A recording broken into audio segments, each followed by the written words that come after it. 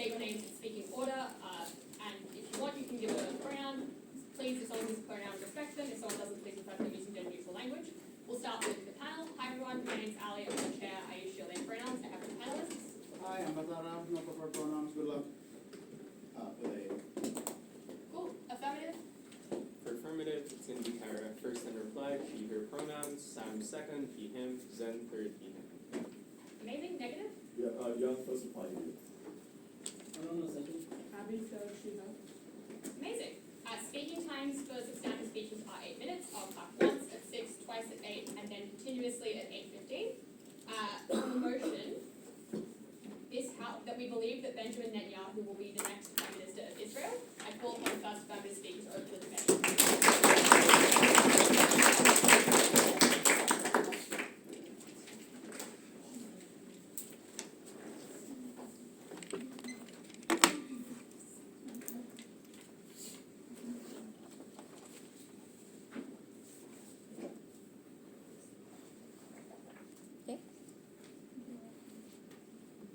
Oh, sorry. I just realized. Can you record my the speech on my phone? I know it's also recording on like someone else's phone, but.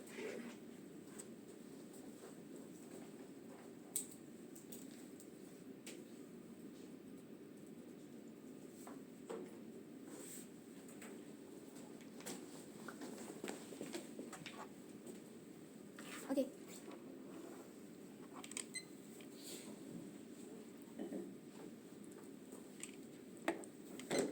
To be clear, the burden on AF is to explain why Benjamin Netanyahu will be the next Prime Minister of Israel. That means either he will be elected through the elections in October, or it's through other means, like inserting yourself in power and ensuring that the war continues and saying that you are the Prime Minister pro tempore. So, that still fulfills the burden of explaining why you'll be the next Prime Minister. The motion does not explain in what ways, in what capacity, and in how legitimate it has to be, just that he will be the next Prime Minister. So, the counterfactual, or that negative has to prove, is most likely that Naftali Bennett will win the elections through a coalition. The problem was that the only way that this person was able to win was through a very large coalition of individuals that do not traditionally go together. So, it was a coalition of Lapid, of two leftist parties, and a conservative Arab party that have, like he already pledged not to include already. There are two arguments that I want to then run. One, that the elections will be in Netanyahu's favor, and second, is that this will force him, even if the elections aren't in his favor, but it will force him and use his power to continue on either military tensions or ensure that there's other ways for him to retain his position. So, on to the first argument. Why will the peace deal then be successful, or at least be in the favor of Netanyahu so that people look at him favorably? The first reason is that economically, it is impossible for Israel to want to deny and prolong the peace deal any longer because they do not want it to ruin the economic diversity that that they can possibly branch out from after the peace deal is created. It is reconstruction. It is other ways of being able to invest in the West Bank and to Gaza that you cannot possibly access if you do not accept the peace deal. It is sanctions that are possibly going to be launched onto them, which means that there is a pressure for Netanyahu to accept and allow for concessions to occur. The second is that they're more likely for Trump to want to give in for the election specifically because he knows that his power is in danger or the hostages won't be back in time. He obviously cares, or Netanyahu cares, that the peace deal is done immediately, that he will do things like hold off on bombing Iran or bombing other constituents in different places, specifically for the elections to make sure that people are in his favor. And lastly, it's because of the collapse of the opposition, so Hamas is unable to do the same kinds of attacks that they have been doing. But more importantly, even if you do believe that they're the people who won't accept the peace deal, one, in the long term that Netanyahu is still able to frame it as we can force concessions out of Hamas even if we prolong this deal, and blame them and scapegoat them and say it's not his fault but it's theirs for not accepting this peace deal, so people are unlikely to want to blame him. The only instances that they did blame him for the war was that they prolonged, or they perceived him as prolonging it and not wanting to prioritize hostages. But if you can blame it on Hamas, then obviously he will do so and people will not blame him for it. But second is that the US will continuously offer peace deals even if this one fails because it is so important for people within the US, or even if it's not the US, it's other countries being willing to come in because there's a demand, especially from Arab countries, but also a demand when it comes to economics in that area, when it comes to stability in the Middle East. There's other interest for wanting to ensure peace deals occurs there, which also gives into the elections and makes sure that people are satisfied. So there are three reasons then that Netanyahu will likely be favored. One is that hostages are likely to return from the peace deal, or at least small concessions as it's being done. Second is that they're likely to get a lot and a ton of investment as the peace deal is ongoing. So it's the reconstruction of Gaza that Trump will be in charge of, which means that there's a lot of investment coming specifically from the US and other countries that are now going to be interested because they know that there's a US investment being involved and US intervention and security forces in the area to ensure that there is no conflict, that this is kinds of investment that you would not have gotten without Netanyahu, who specifically brokered the peace deal and was okay with that himself. The last is that you're likely to perceive Netanyahu as the only individual who's able to cooperate with Trump. This is a relationship that has been tumultuous in the past, but because of the peace deal, people can securely say Netanyahu is the only person who's going to be able to extract concessions or at least negotiate with Trump, compared to other actors that haven't had as much time building that relationship with the US or building that relationship with the international community. So maybe there are accusations of security failures from October 7 or accusations that he was corrupt in the past. People are willing to look over this and focus on the new big thing, which is the peace deal and ensuring that it continues. So the last thing I want to argue is why the opposition towards Netanyahu is unstable. It is fractured and very new.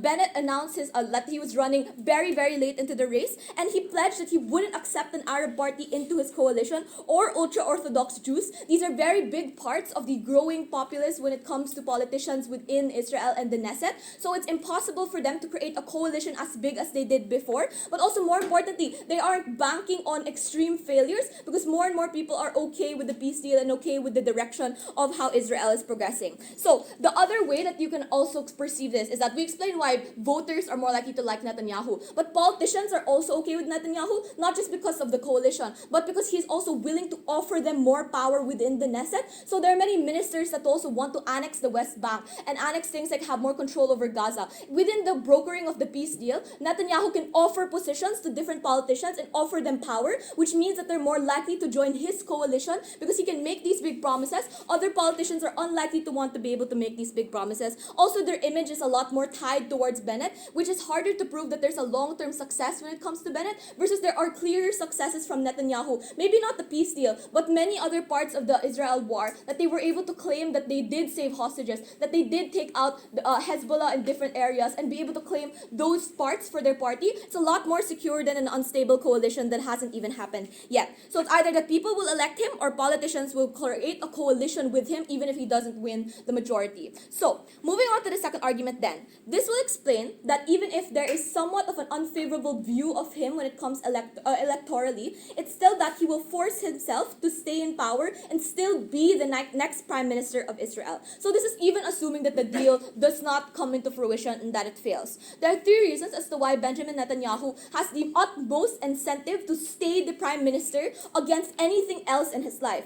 The first is that he will be heavily investigated if he is not prime minister. People will look into the security failures, people will look into the corruption charges, and then investigate him and he might be put in jail. The second is that he will be internationally liable to a greater extent. He is no longer the head state of Israel. This means that many more people can come into the country or try to take him out or try to extradite him and put him into the ICC, investigate him internationally, and that means that he will have to face his crimes for the genocide he committed. Lastly, is that he will lose his security apparatus. Maybe sure, he can still have somewhat of private security, but it's significantly less than the entirety of Israel trying to protect your prime minister, which means that his life is always at risk. He will always wake up afraid. So what can he possibly do that will continue on his power as prime minister and keep him reinstated? One, it's doing things like rigging the elections to advantage him, like how he took power off the Supreme Court and different parts of the Senate and different parts of the government already. So it's possible because there are no other people right now who have the same power as him to be able to investigate and stop this. But two, a lot more of the efforts in the Knesset are either to economically diversify Israel or to focus on the reconstruction efforts in different parts of the West Bank and Gaza. So there is less power to be able to investigate and prevent him from rigging the elections. But second is that there's just a possibility for him to do things like engage in different kinds of military tension and create more conflict in different areas, specifically to be able to delay the elections and say that he has to remain prime minister. So doing things like framing it as Hezbollah attacks onto Israel, or framing that the Hamas is coming back and that you have to create more, that you have to send in more troops and send in more security apparatuses, declare military law and say that you have to obey his leadership and delay the elections even further. So even if this in the long term takes him out of power, he will still be the next Prime Minister of Israel, which is the burden of affirmative in this motion. So through elections, through his own will and power, he will come again. I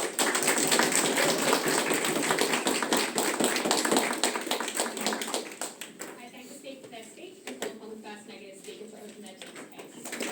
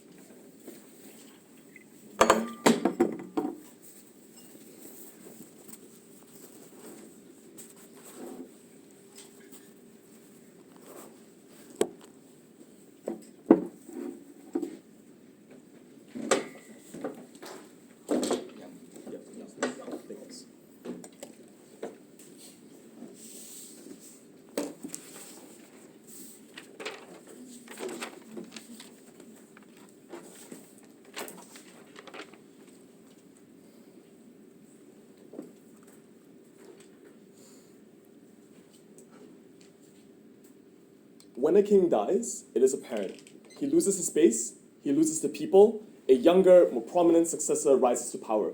That's the case for Benjamin Netanyahu. For a person who has fought for 40 and 50 years in Israeli politics, invigorating the right wing and rallying up the most hatred and most genocidal sentiments of the Israeli people, these are the individuals who will take him down, and his downfall comes in October 2026. Two pieces are set up firstly. Firstly, I would just say, I think affirmative is probably correct. Like Netanyahu, there's going to be an election coming in 2026. Right now, Netanyahu is likely going to be voted out as a result of on our side of the house. Secondly, we also agree that probably potentially there are other ways in which other individuals can come into power. If Netanyahu chooses to suspend elections and declares himself pro tempore, we will explain why unlikely he will be the next prime minister even in those circumstances as well, and why likely there will be internal party coups that take him out. Secondly, what is the counterfactual to Benjamin Netanyahu on our side of the house? Because you cannot believe in the affirmative that the only individuals who are opposing him right now are individuals who are already in positions of opposition right now. Precisely because a lot of Israeli right-wing parties do have a tendency of switching political and party coalition affiliations and loyalty to certain individuals, like how in 2018 to 2023, there was immense amounts of political instability in Israel, precisely because right-wing parties kept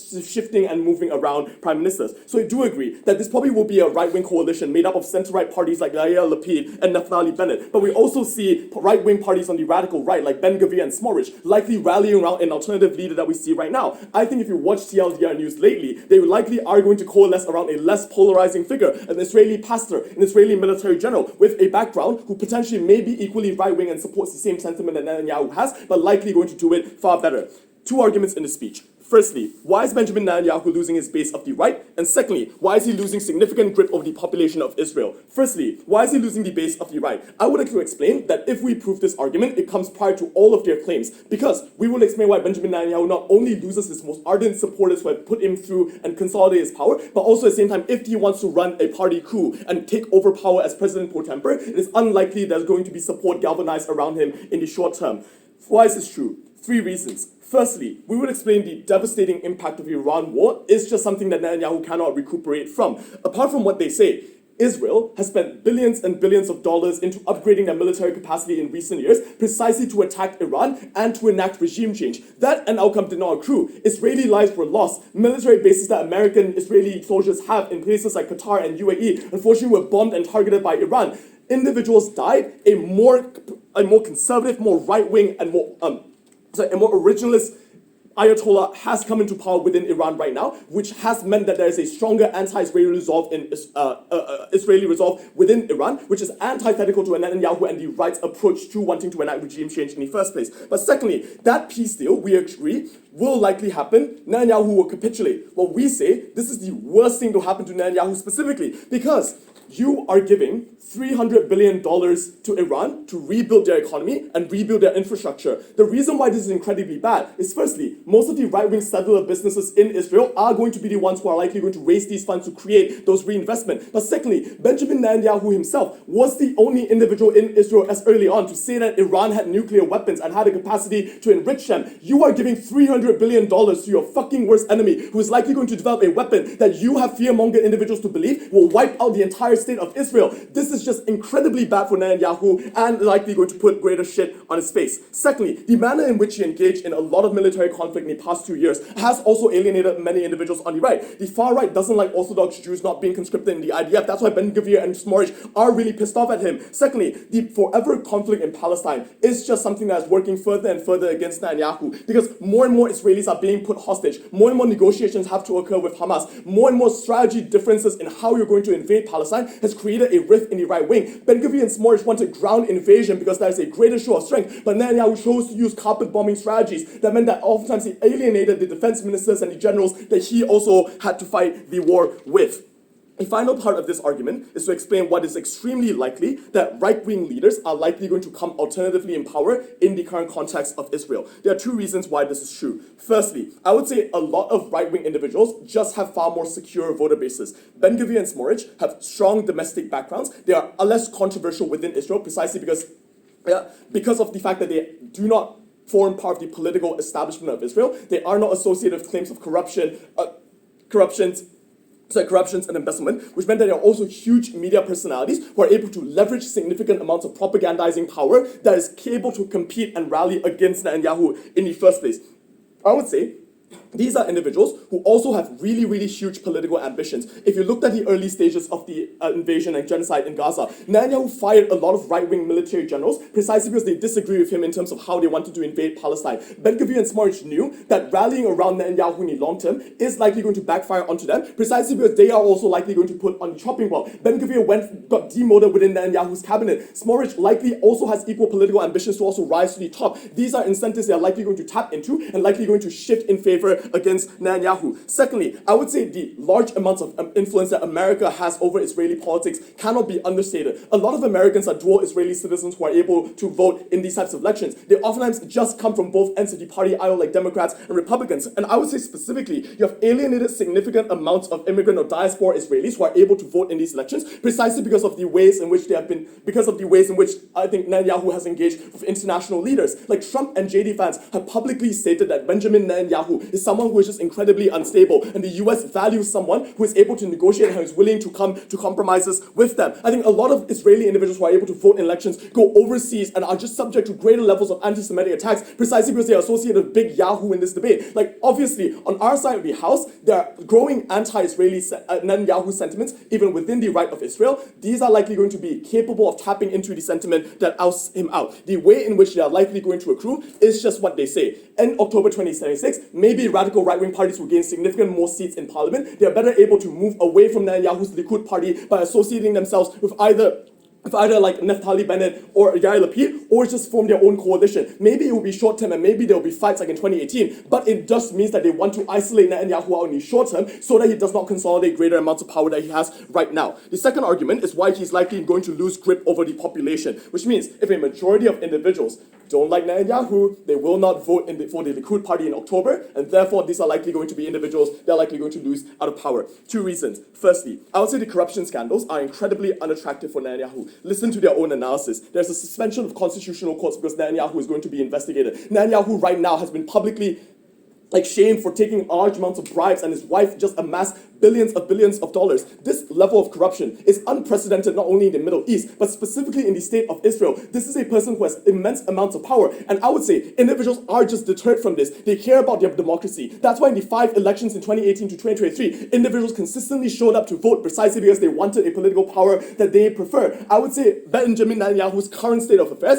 is just heavily contrasted to a worse off quality of life for a lot of average Israeli citizens. The fact is that the closing of the Strait of Hormuz and the alienation of countries like Iran and the Arab states because of the strained Abraham Accords is exactly why Israel right now has large amounts of oil production costs. That's likely going to hurt its own domestic manufacturing industries, especially in tech. A lot of Israeli citizens now have to pay higher amounts of taxes and higher amounts of have to pay for higher amounts of goods, precisely because Israel is just isolated from the rest of the Arab world. But also at the same time, thirdly, a lot of modern Israeli politicians do not want to get caught in the crossfires of Netanyahu, precisely because they're likely going to be sanctioned by places like the EU, like the US and the ICC. These are individuals who want to deter themselves away from a genocidal leader that is failing right now, and that's exactly why he will not be the next prime minister.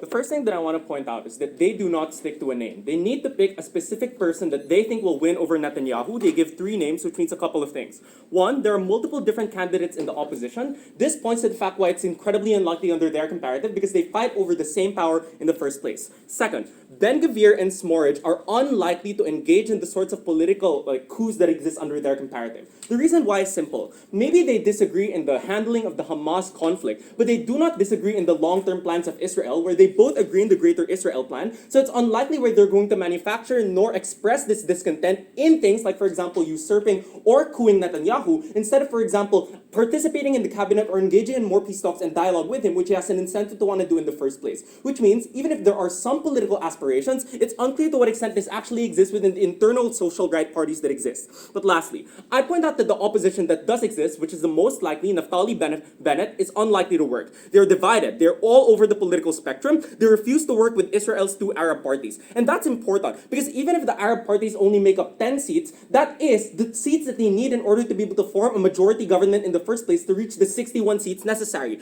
They're purposefully exclusionary. Bennett pledged not to include an Arab party, ruled out a coalition against Israel's most polarizing yet fastest growing demographic, which is ultra-Orthodox Jews, which grows faster than the students that they talk about under their comparative. But even if you don't believe all of that empirical analysis, why will it remain divided? 1, the people hate each other. Yair Lapid's centrist party is at odds with the 2 leftist parties and the socially conservative Arab party. They don't even want to agree to a group photo with each other, which means that the foundations are already shaky. Second, the political machinery of Netanyahu. Mossad, strong ties with Trump and the CIA, which means that they can brew dissent within many of these political parties and start these things up or contain and make the propaganda significantly worse. Thirdly, at best, these parties just massively decrease in power and seats since 2022. The messaging they use has decreased in potency. The hostage situation is far away from individuals' minds, which means it's unlikely that these things will be significantly better. What you should believe at this point is 2 things. One is that opportunities and the alternatives they give simply do not work. They simply do not meet the burden of explaining why they beat the cult of personality that Netanyahu's created for themselves,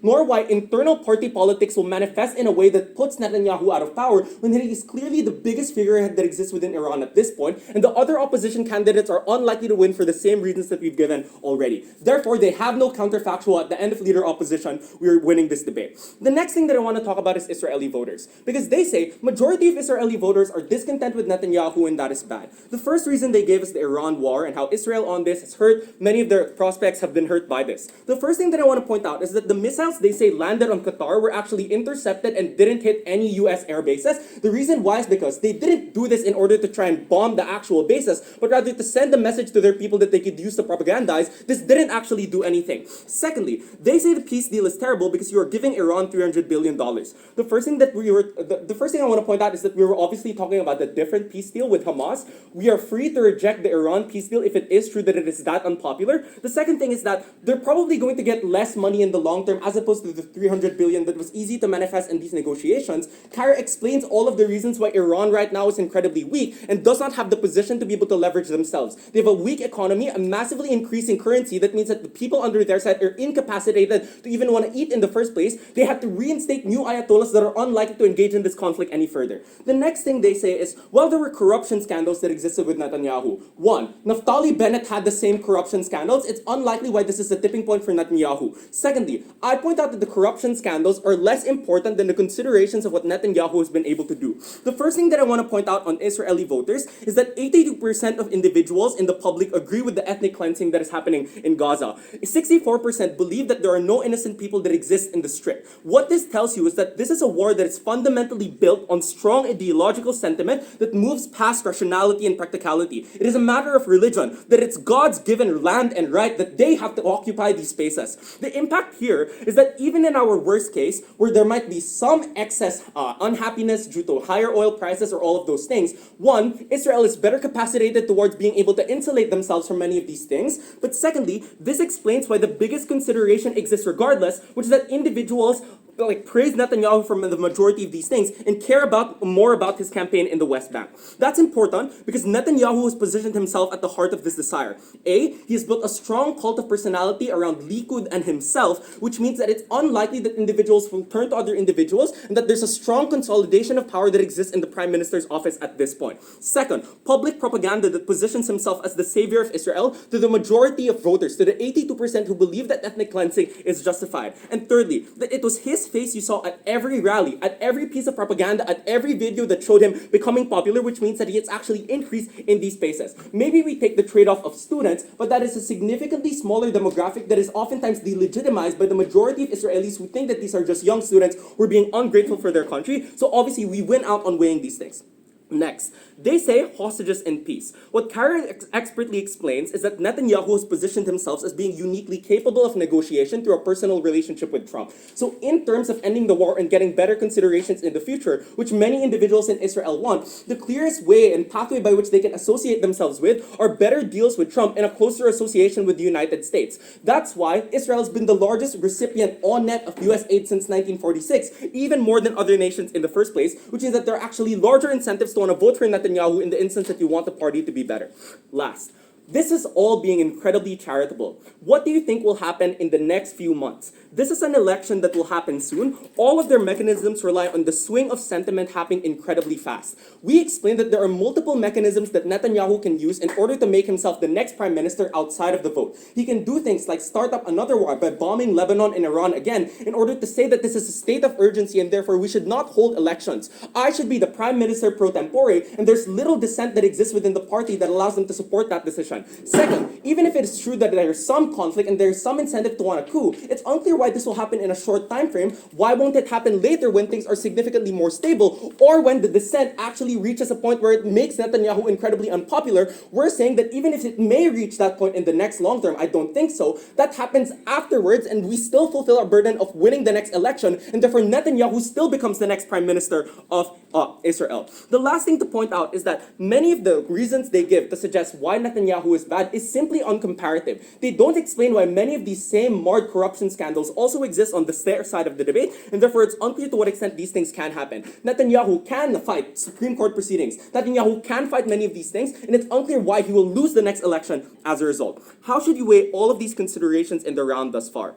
The first is on the capacity to fight for a better peace deal, which many individuals want, and the continuation of the ethnic cleansing that exists in Gaza, where a lot of individuals don't have the same hold on power and political representation that he has, means that he is most likely the candidate that will be voted out and chosen as the next prime minister by the coalition that they will form. Second, we have dismantled their counterfactual. I don't know why Ben Gvir or Smotrich will engage in political coups, nor usurp Netanyahu in the ways that they are talking about, when there are a bevy of other alternatives that are significantly easier and probably more effective, since it's unclear whether or not they can form a coalition in the first place without having the same connections that Netanyahu and Likud have. But thirdly, we just explained why on scale, many of the attacks that they say simply do not work. The Iran war is no longer big for many individuals. They have alternative oil sources from, for example, Canada or the United States. This is not an existential issue, and even then we weigh why the most important issue for them is the Israel-Palestine war, which is why these things get significantly worse under their side. For those reasons, affirmative.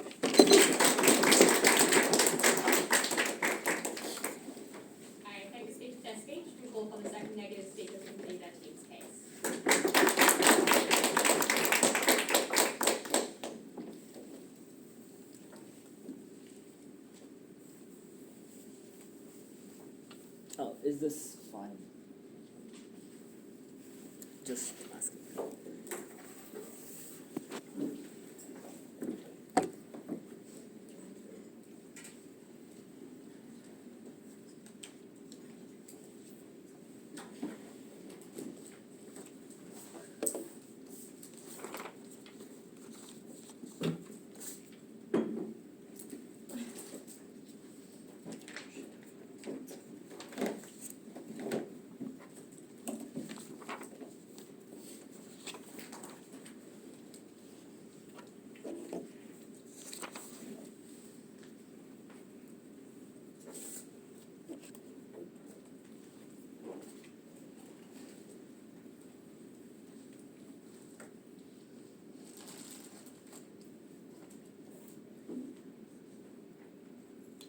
Tanu, imagine I told you an hour ago that even if this debate does not happen, we will win regardless. You'd think I am saying batshit crazy things. Because if a debate cannot happen, we cannot win the debate assertively, which is exactly the plain reading of the motion. If an election does not happen, you cannot be elected a prime minister. So all of the stuff they say about Bibi becoming a dictator obviously cannot win them the debate. He has not been democratically elected. That is called becoming a dictator, which is not a part of this motion, which means that part of the debate should just be framed out, which means the premise that they had to defend was that these parties will not cooperate in a manner which can then resolve in a coalition and then defeat Bibi's party, Lukit. I will first explain why these parties have the incentive to cooperate, which means that all the stuff they say about fragmentation and us having too many leaders is actually a benefit for us. First, multiple candidates are likely to cooperate on our side for three reasons. Number one, the way in which Greater Israel has been achieved on their side is very problematic to the Israeli people for three reasons. Reason number one, indiscriminate bombing is actually really unpopular in Israel.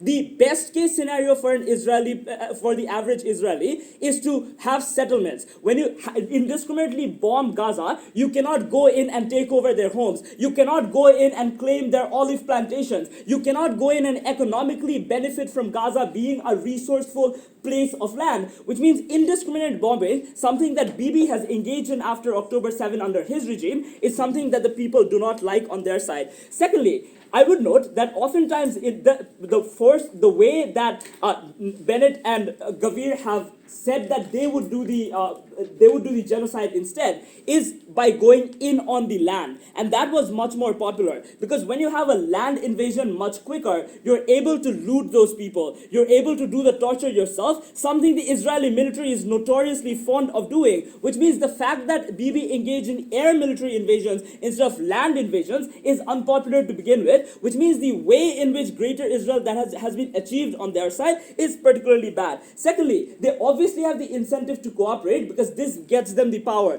Maybe in the short run they have some differences, but the big picture is that one of them will become the prime minister of Israel. Structurally, that seems like a pretty good idea to me because if they cooperate, they're able to take Bibi out and one of them is elected prime minister. It is very likely that they cooperate in this manner and reach a compromise. Thirdly, and most importantly, it just is untrue that many names is a bad thing. The fact that we have many leaders on our side should just give you the intuition that there is a majority opposition against Bibi inside of Israel, which means they're able to cooperate and capture a larger facet of votes on our side. They are limited to capturing only conservative, but still, like there's a weird balance that Bibi goes for, right? Like he is at the same time pro-queer, but also at the same time pretty Zionist, which means those religious factions are also not on their side, which means we're able to capture a greater number and a greater facet of voters, which means that this is likely to work out in a good manner, which means the opposition is likely to cooperate, they're likely to win the election, they're likely to go for Bibi's neck in that manner. Secondly, on the stuff on the peace deal, the strategy of this will be to explain that the peace deal is actively bad for them and will have disastrous effects on their side, even if you do not believe that the opposition is not fragmented. Why is this the case? Number one, just please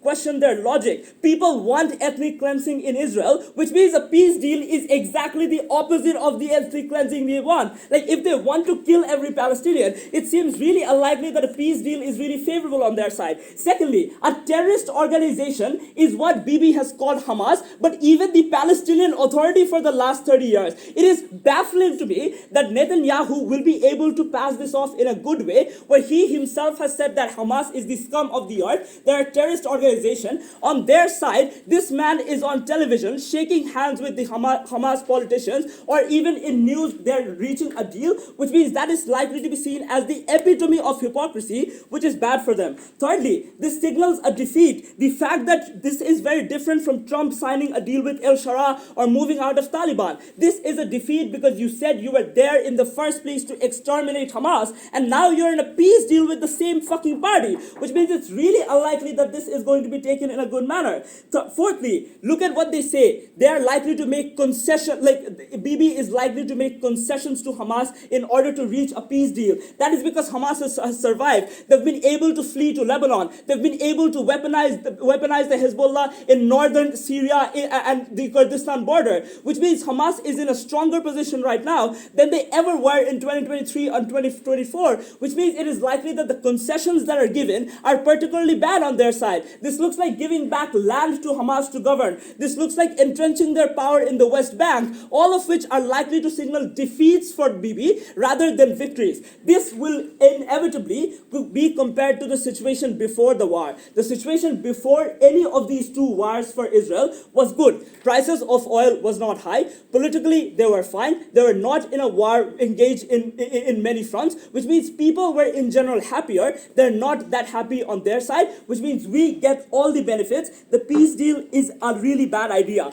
But lastly, I would say that this pisses off Trump even more, because I think Bibi has stepped on Trump's neck quite a lot. First, I think domestically, people hate the fact that Trump is seen as Israel's as Bibi's stooge. A lot of people in America believe that America is acting in Israel's interest as opposed to America's interest, which means all the stuff they say about Trump liking Bibi is actually flipped and works worse on their side. Number one, empirically, people like J.D. Vance have spoken out. People like J.D. Vance have spoken out against Israel and against Bibi, which means that it is likely that they do not like them anymore. But secondly, I think Bibi has just used all the tokens he had against Trump in the first place. The Epstein files being released to the amount that has been released means the biggest leverage they had against Trump is probably gone. These deals are effectively bad, which means the very likely counterfactual of American influence in this war is probably that they step in and try to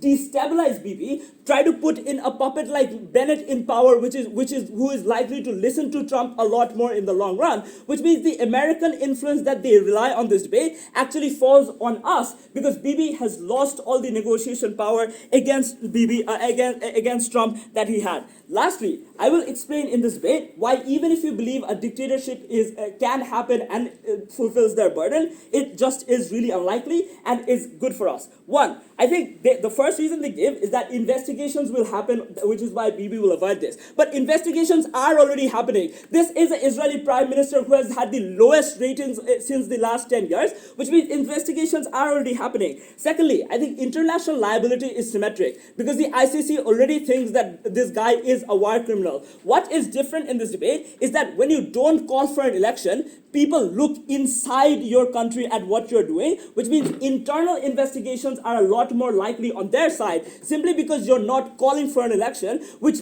also signals a defeat. Thirdly, I would note that oftentimes Israel has the capacity to revolt and take over Bibi for two reasons. Number one, these civilians are extremely armed. After USA, this country has the most amount of guns per capita in the world, which means they're likely to revolt in this manner. They have the capacity. Secondly, the unnecessary war in Iran that led to a lot of facilities being destroyed for the military means that the military also dislikes him, because their headquarters have been destroyed due to a war that is seen and unnecessary. At the end of this debate, this man entered two wars because he was losing an election.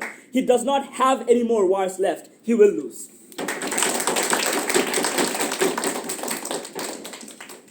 I think that speech will call for the third party speaker to conclude the substantive portion of the affirmative team's case.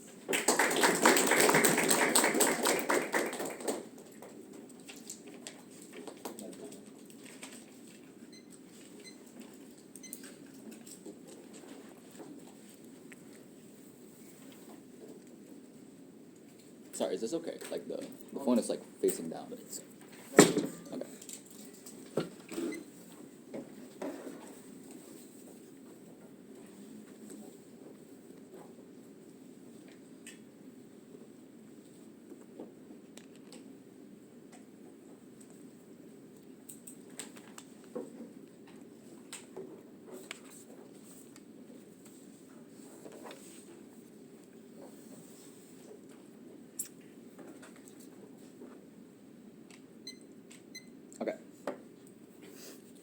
Starting in 3, 2. It is telling that they cannot give us a clear name on who is likely to take power from Netanyahu. They say it's Gavir, they say it's Smorinch, but these people are equally right-wing, are equally likely to start the war and continue bombing places like Gaza. Again, they explain to you that maybe it's not these individuals, but maybe it's the center-left, maybe it's the left-wing, the student party that's likely to coalesce and take him out of power. The problem is it's unclear who is going to take that power. It is disparate, these people cannot collaborate, and oftentimes their own counterfactual is unable to prove this. The first thing I want to note is Ben Gavir and Smorinch are comparatively more right-wing and rabid than Netanyahu by explanation from what Yang Ming says. It's restrictive against Arabs. They refuse to work with the left. They're willing to continue the war. But somehow the left see them as better than Netanyahu. Trump believes that they're more willing to negotiate them and are more open to things like talking and negotiations with Iran. What this means is a couple of things. One, you don't consolidate the hate versus Netanyahu because you're perceived to be similar to him. You're seen to be perceived similarly to starting up that war, to fighting against individuals, to encroaching in Gaza. If you believe the center-left don't want this, then clearly they're likely to oppose them anyways and not collaborate with them. Maybe they're not corrupt, but they are more stringent and radical in fear-mongering, forcing the largest growing voting bloc of ultra-Orthodox Jews to conscript over Netanyahu's preferential treatment for them, which is a huge voting bloc that they lose under their comparative just because they want more equal rights or more equal fights for these individuals. Oppose the anti-war student blocs, which they themselves said that they wouldn't collaborate with. Second,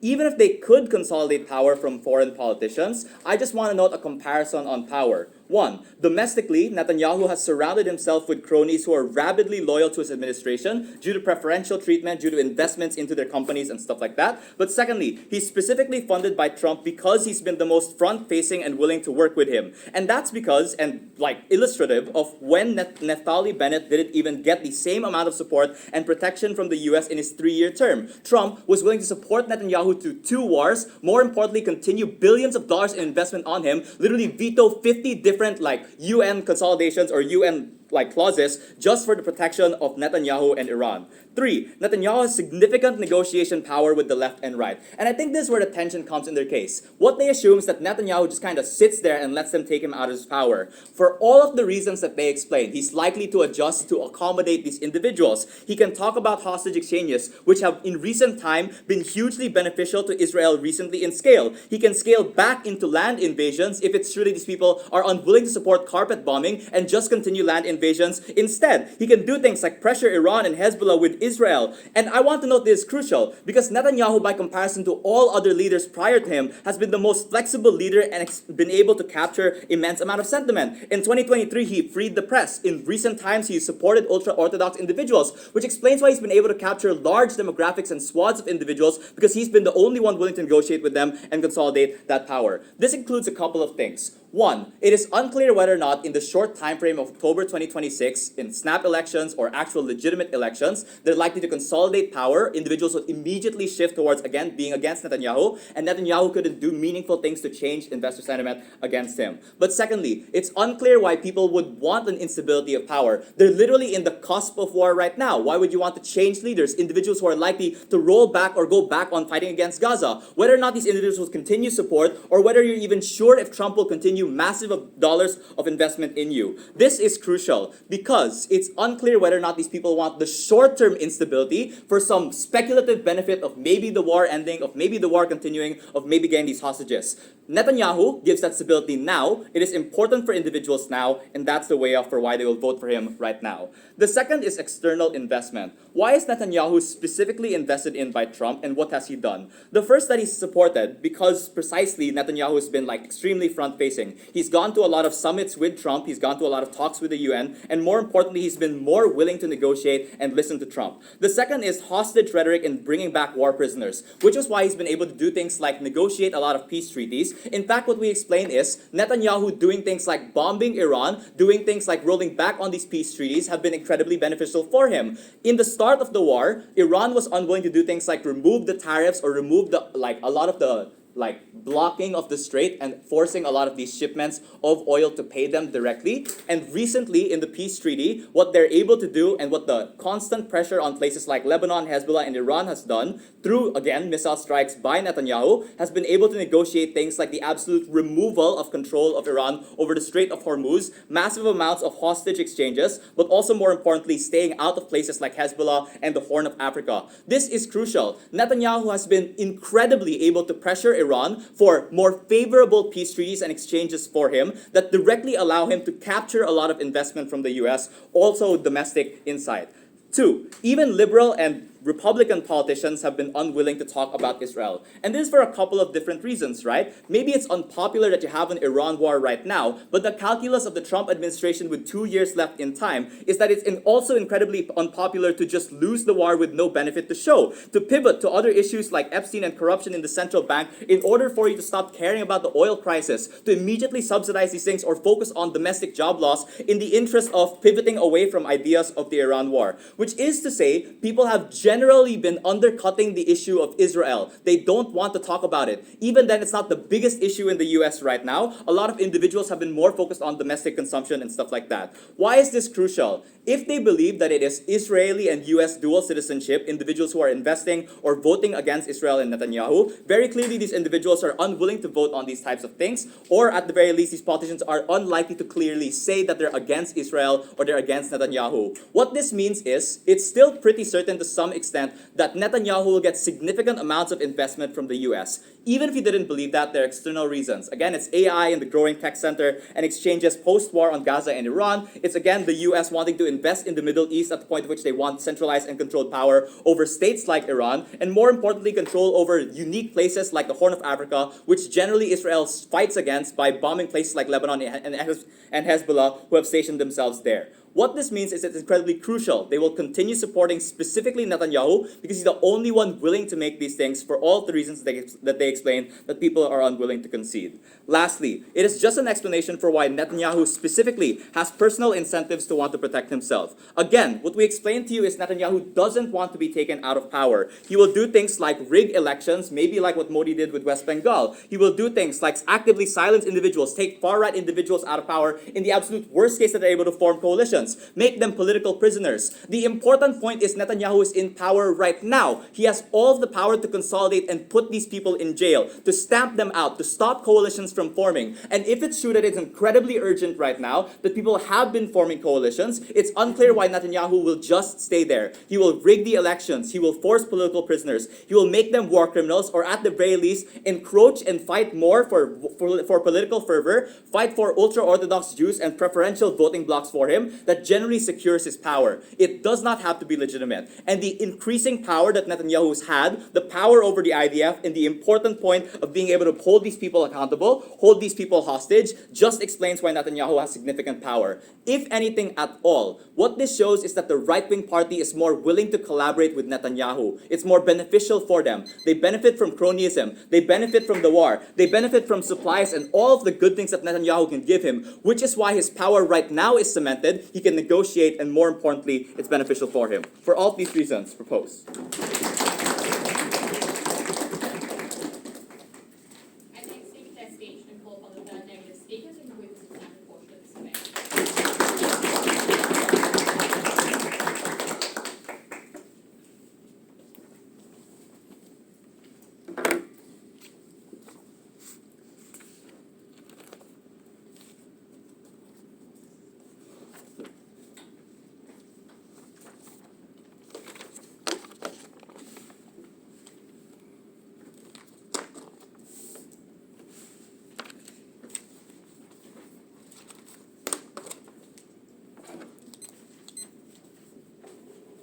Side Affirmative tells you that political fracturing is against us. That is incorrect. Because we tell you that throughout history, Israel is highly coalitional. People often fracture and often band together.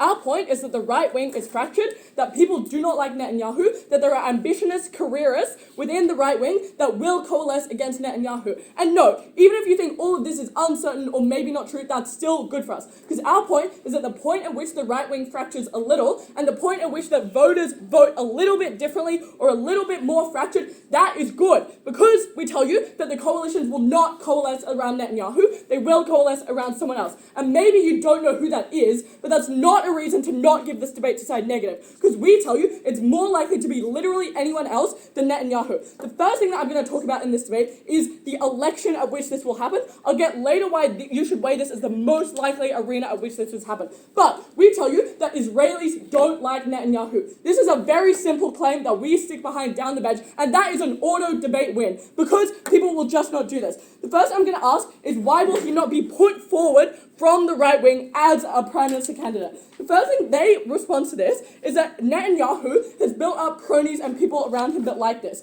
This is bad for their side, because we tell you that there are a ton of people in the right wing that want a greater Israel, that care about the things that Netanyahu wants. They're like, oh, this means I'll just do it. But that's incorrect, because there's no clear succession. People don't want to be a crony. They don't want to do this. They want to be the prime minister of Israel, or they want to direct an easier prime minister. This might be hard, but it's not that hard, because Israel often forms around coalitions. There's often power fracturing. There's often splintering. There's often backroom dealings. And our people is that people don't want this. They're like, oh, you'll just get a position with Netanyahu. But this goes against the obvious human nature of these politicians. People feel insecure working for Netanyahu or being one of his cronies. They want to do this, and specifically they want to do this because they care about a greater Israel, and because they're ideologically aligned with Netanyahu, they want to do it. They want to do it in the military way that they say. They provide a bunch of mechanisms at third that ultimately come down to the point that Netanyahu is good for the US, and that's important. But this is not good for that case, because we tell you there are other right-wing leaders that are more friendly. Because I want you to think about the political situation of the US. We tell you that there are people that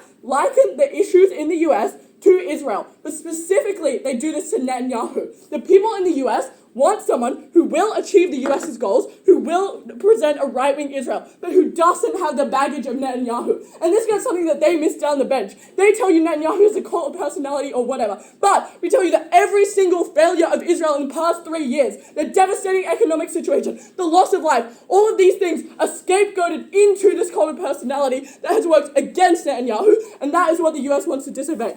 First, then I'm going to talk to that. All that analysis goes to the fact that the right wing doesn't care about him, and they won't put him forward, and they can do this. Why do we tell you the election won't go well, even if he's put forward as a candidate? The first thing that we say is that the opposition are actively good and people genuinely like them. We tell you that they are personalities that are good. They do not have the baggage of Netanyahu doing things like not getting the hostages back, but they do have the ideological commitment to things like Palestine. We tell you they have more likable defense sentences. This is good, because we tell you that they're not the face of the wars. People care about the economic situation. It's more expensive. We tell you that people want to vote him out. They're like, oh, you have to overturn this and change mindset quickly. That's not our claim. Our claim is that people don't like Netanyahu right now. Our claim is that he's polling right now, and this will maintain or get worse. We don't have, they're wrong when they say we have to disrupt a burden of liking Netanyahu. Why? We tell you a bunch of reasons down the bench. Firstly, we tell you that Iran war is not palatable, and the crucial thing about the Iran war is that Israelis are not ideologically committed to the Iran war like they are to Palestine. So Israelis will cop higher prices, they will cop loss of life if they think that it gets them their God-given land. But they don't think that about Iran. To them, that's war in the Middle East, which to them is bad. And that's something that's not palatable. But that's specifically bad when you do things like take out larger deficits for a defense budget that's not even getting you your hostages back. That's bad when there's things like loss of life. That's bad when there's things like inflation due to the price of oil. That's bad when you break your triangular system with Qatar and the UAE, because now you know that you don't have protection. Now Israelis think that Iran may, can, and will bomb them, and they view that as Netanyahu's fault, which means they will vote him out. But secondly, we tell you that he's scapegoated for issues. They're like, oh, he has a cult of personality. But this is a clear flip for side negative. Because if you think that Netanyahu is Israel or is war in Palestine, that's bad. Because we tell you, he hasn't got the hostages back. He has strengthened Hamas over the past 3 years. He has brewed up international hatred for Israel, right? Israel is in a worse position now than they were 3 years ago. And the Israelis do see this. They're not stupid, mind-boggled propagandized freaks, as Affirmative tries to say. They do note a change in their material conditions, and they do attribute that to Netanyahu.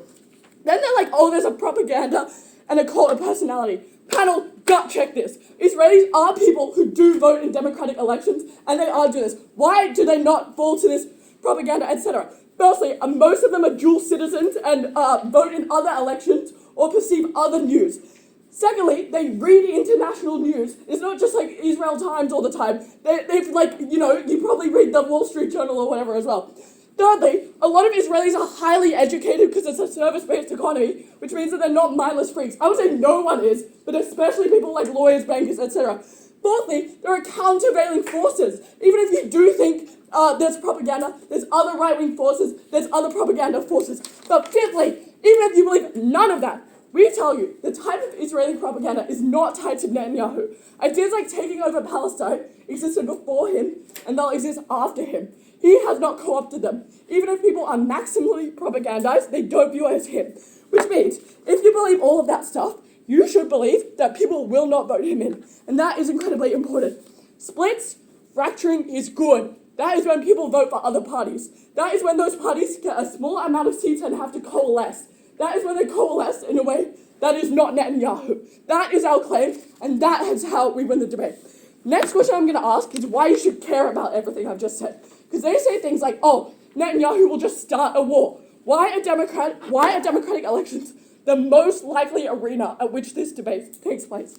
Firstly, I would tell you, there are a ton of parliamentary figures, people within Netanyahu's party and in other parties, that don't want to do this. Because Netanyahu can't actually act alone, right? He has to pass things through. They mention like the Senate and the Supreme Court. We tell you, there are people on the Senate and the Supreme Court that don't want to do the war that gets Netanyahu elected, right? Like maybe some people do, but a ton more people don't. This is the thing that will impact the fracturing amongst the right wing that we tell you gets Netanyahu voted out. If he's like, guys, let's bomb Iran so that I can be prime minister, obviously that is when people turn against him, etc. But we tell you, Israelis just care about this and stuff. They're like, oh, the reason Netanyahu would do this is so he can be prime minister. But obviously there's he's not stupid. He knows that it's things like he won't get voted in the next election and stuff like that. Because these people do care about not going to war with Iran. But fourthly, we tell you, the right-wing parties will pull their support out of coalitions. They will force an election. Other parties do have the incentive to do this. There is a strong enough opposition. There are careerists. The Israel First regime under Netanyahu is failing. People in the right wing will overturn it. Proud to negate. Thank you.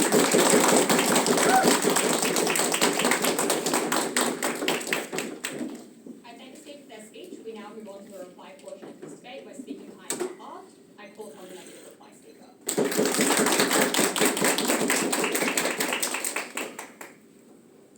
First thing is whether or not the elections will likely happen. As we've given you down the bench, there's strong incentives for democratic parties within Israel to want to continue the election, and also at the same time the affirmative analysis that, oh, you've signed a peace deal from us, you've signed a peace deal with Israel, you signed a peace deal with every fucking Arab country in the world. Who the fuck are you going to bomb and back that down? It's very unlikely that Netanyahu can find an additional reason to be willing to justify that war. Sure.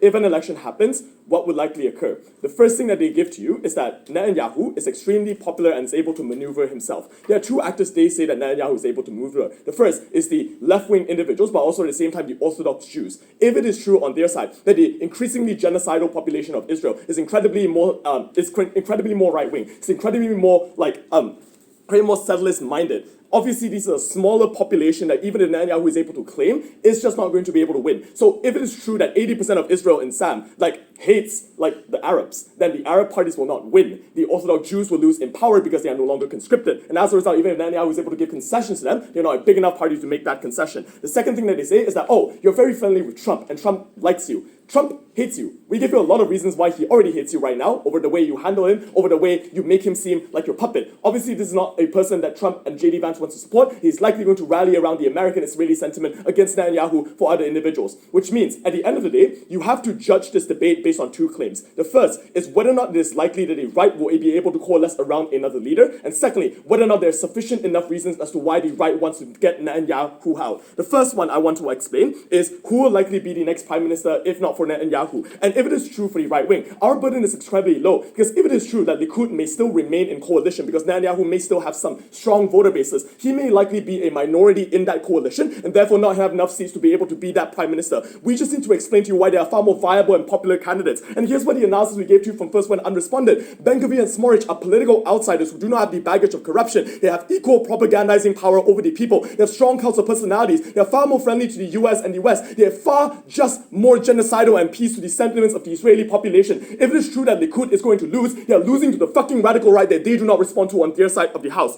Their own final claim is that, but they're Netanyahu's friends. So why would we want to support Netanyahu? Why wouldn't they want to support Netanyahu at the end of the day? And we gave you a lot of reasons why these are individuals who do not want to resolve and stay being cronies. These are individuals who also want to have equal corruption power, who also want to put their cronies in, who also want to consolidate their position as the next clear successor. What we would explain is that maybe it is true that there are different opinions across the center-right in the Pitt, Bennett, and on the radical right like Ben-Gvir and Smotrich. But the end goal remains the same. The longer that Netanyahu stays into power and Likud is able to consolidate itself, like as they say on AF, it is harder for center-right parties to come into power. It is harder for political outsiders who want to be more genocidal actually rise to that position at the end of the day. And that is why, even if it is true that Netanyahu has bought them off right now, in October, they are likely going to be the first to turn on him in order to gain their political ambitions. The final thing I want to talk to you about is Netanyahu popular with the right? And let's take him at their best, is that people believe in the greater Israeli project. The question you have to ask yourself is whether or not Netanyahu has fulfilled that greater Israeli project. And they say, oh, we have done peace deals, which means we have stopped wars for people, and therefore it is good. The first thing we already gave to you in first is that war was incredibly costly. It is not only costly for civilian lives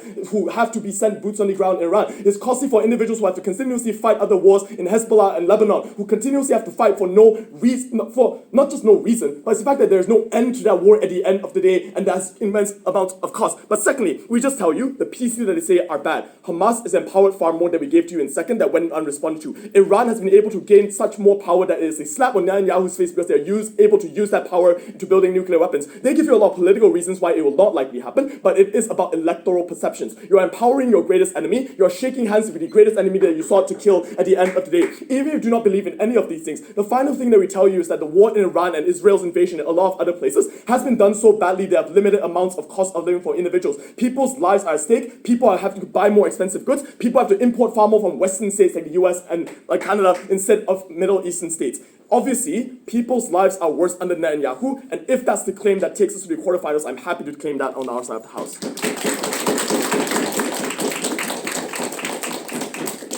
think speech to their speech. I call upon the affirmative reply speaker to conclude the debate.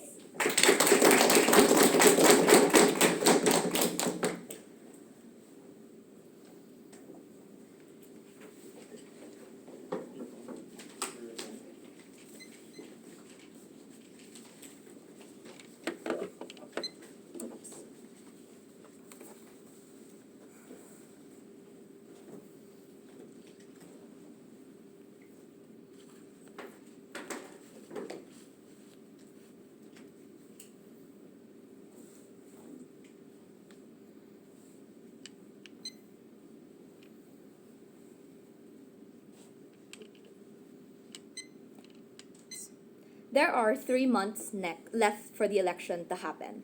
What can you do to adjust your image as a politician to be able to maneuver? That is the question that we pose. We explain that the current status quo looks like the reconstruction of Gaza with a lot more of US investment. That's not tied to, by the way, just Trump or Vance liking you. Because there have been instances where Trump praised you and also hated you at the exact same time. This is a very rigid actor, unrigid actor that we're not sure we should rely the debate on. But what was the peace deal guaranteeing was that the US was in control of the reconstruction, which puts in the settlements, puts in the investment, that doesn't rely on everything that they said of Trump liking you or not. So that is the current status quo of what Israel is going through. It isn't the war anymore. It isn't bombing Iran anymore. So what we explained is what people witness right now are the good effects of being able to reach the peace deal, of getting the hostages back, of getting settlements in, of getting food and security back, and economic progress back in. The second is the plans for Greater Israel. And this is their biggest claim, that people people do not want the war with Iran. People saw it as an unnecessary conflict to enter into. So maybe only Netanyahu would have opted into that.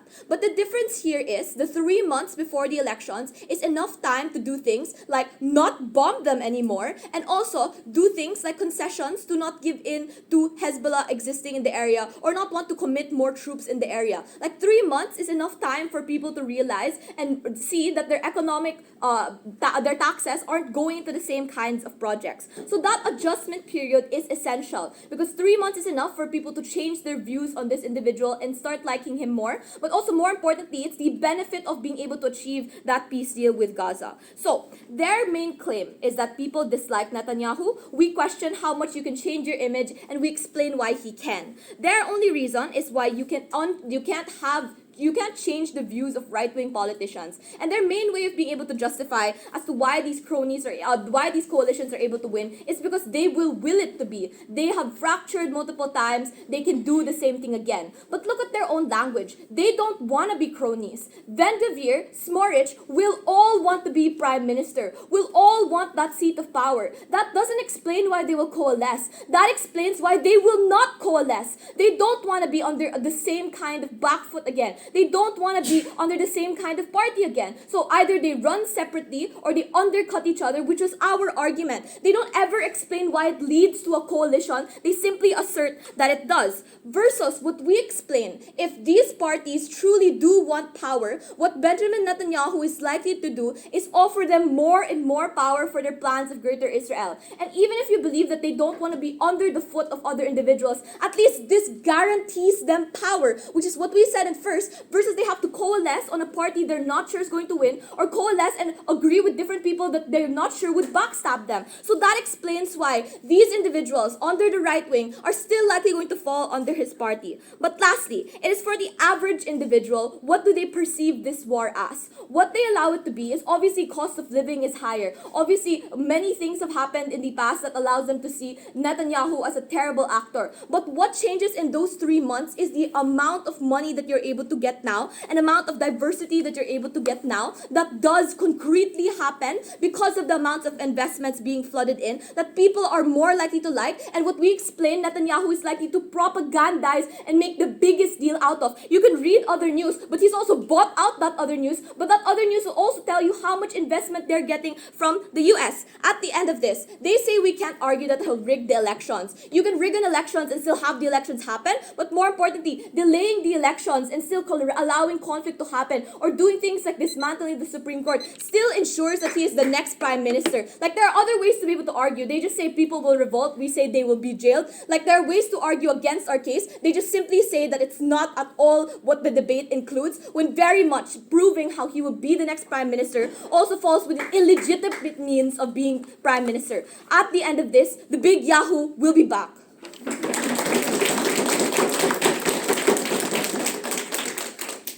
Thank you everyone for the debate, and congratulations again on an excellent pre-quarterfinal. Please help support everyone who's been put out.